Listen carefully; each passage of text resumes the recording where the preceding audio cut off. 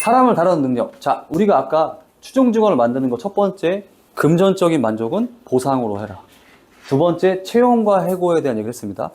만족을 시킨 다음에 나의 기준에 맞는 직원을 채용하고 지금 있는 직원도 기준에 맞지 않는 직원을 빨리 내보내라. 속가내라는 소리입니다. 자, 그 다음에 그런 사람들을 한 번 더 관심 있게 만드는 작업이 직급체계입니다.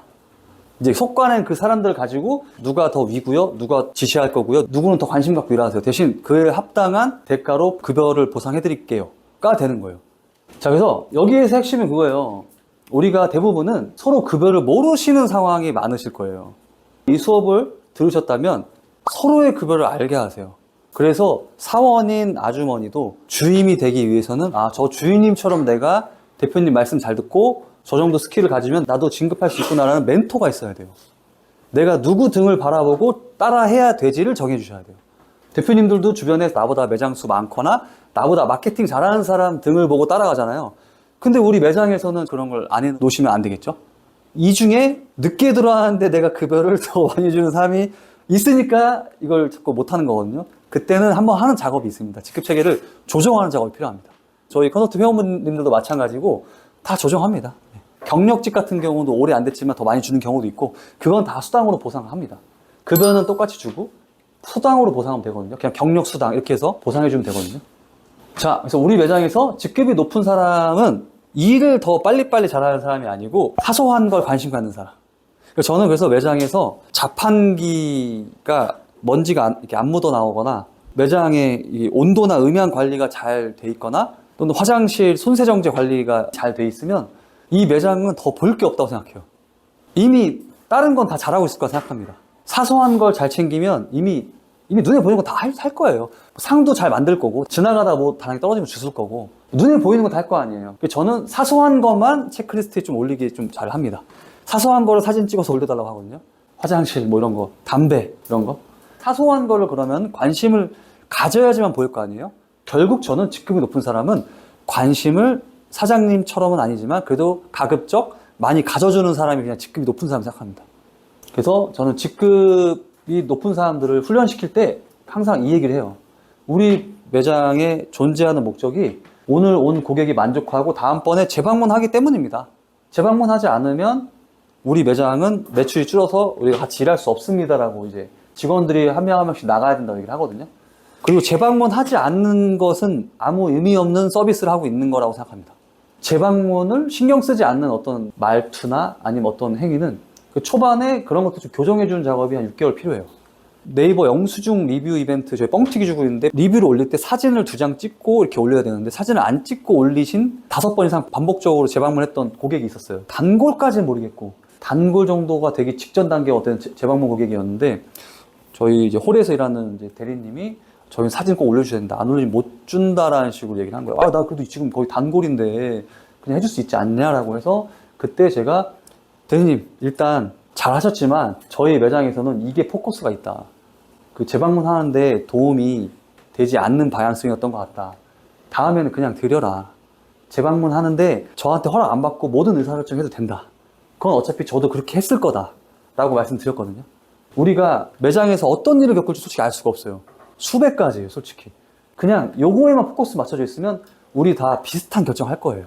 그리고 경험이 좀 많은 사람들이 좀 더 그냥 노련하게 할 뿐이지 경험이 없어도 다음에 또 왔으면 좋겠는데 라고 생각하고 어떤 말을 해도 다 정답이에요 솔직히.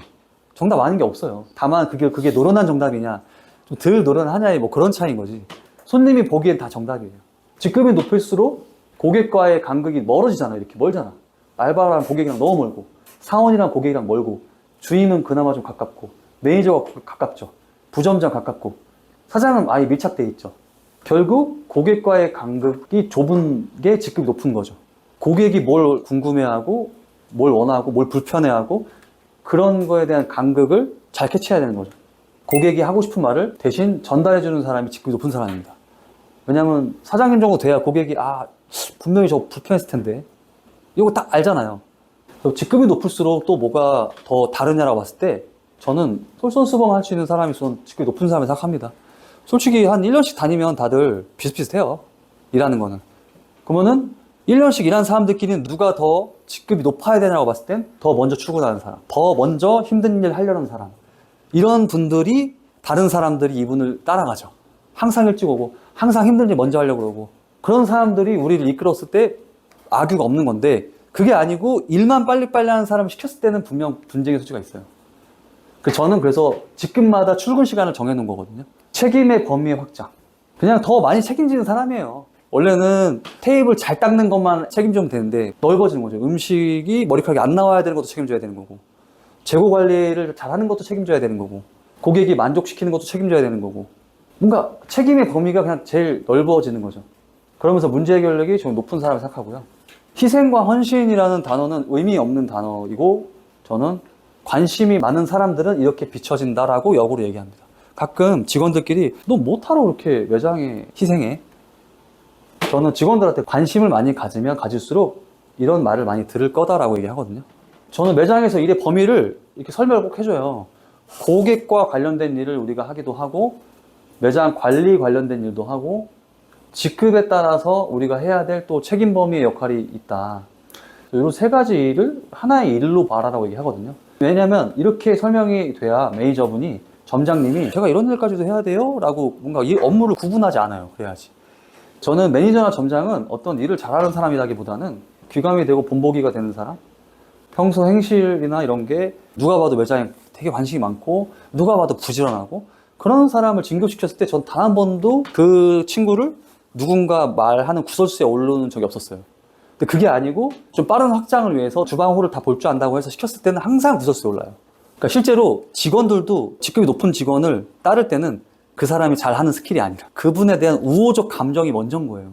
자, 매장 1개에서 3개 운영할 때 직급 체계입니다. 이게 현재 제가 운영하고 있는 직급 체계입니다. 자, 직급 체계를 만드는 이유는 관심 갖게 하기. 두 번째 가장 큰 이유는 사람의 의존도를 낮추는 트릭을 만드는 거예요. 회사에서 피라미드 만들잖아요, 항상. 다 같이 진급하면 다 같이 책임을 안 지죠? 피라미드 구조. 임원은 한 명이 항상. 부장도 한 2명밖에 없고. 자, 그래서 사람의 의존도를 낮추는 역할을 맡는 겁니다.